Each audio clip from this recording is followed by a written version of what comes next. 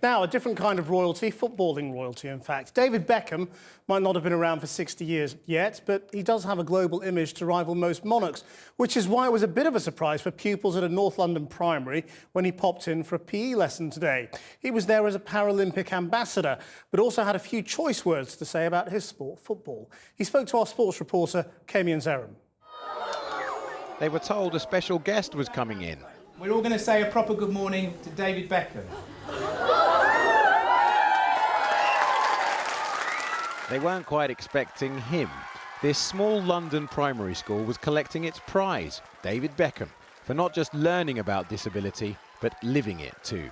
With the Paralympics coming to town, weaving disability sport through their curriculum. How times have changed. Sitting volleyball and blind football for everyone.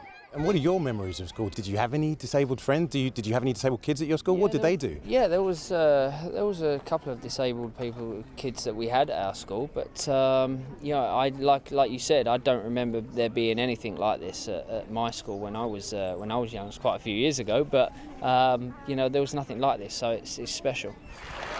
Of course, Beckham's involvement with both the 2012 Paralympics and Olympics goes back years, but today he appeared to rule himself out of the final step, delivering the torch to the stadium. My view has always been, you know, an Olympian should be carrying the torch and lighting the cauldron. That's my personal opinion. Not that it matters for much, but you know, that's the truth. I believe that that's why it should be.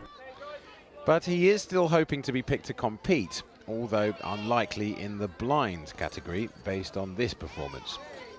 The former England captain returns to LA this weekend, so he won't be at the European Championships, which start next week. And despite England's poor form in the last few tournaments, he says he's excited. Once the team arrive, and once the team are there, and once the team perform in that first game, expectations are always going to be high in our country because of the players, because of the talent that we've got. But the fears of some of that talent, like Theo Walcott, have been making disturbing headlines. They and their families are worried about racism in Poland and Ukraine, where white supremacists openly fight and display their hatred on the terraces. Some players are talking about walking away from the game if they're abused. As a white player, and you heard a black colleague being abused, would you join that player in walking off? Of course, without a doubt. Would you lead them off as a senior player? Would you say enough's enough, we've got to go? There's mixed feelings with that, because I think if you walk off, then you've given them the advantage and you've let them win. So if he stayed on the field and played, that's a bigger message for me.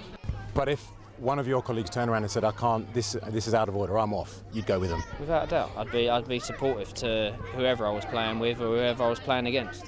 Now, these issues don't tend to crop up in quite the same way over in the land of the free, Beckham's current home, where he appears to be busy making friends in all sorts of places.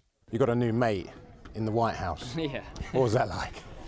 It was amazing, you know, from the moment I walked in, and you know, the president was like, "What, David? Seriously, why so much facial hair, man?" And I was like, "What can you say? What can you say? He's got quite a few Secret Service guys around him, so I couldn't really come back with anything." Quite, but this morning, no comebacks needed, just adoring kids. And you can see more of Kami's interview with David Beckham on the website, channel4.com/news.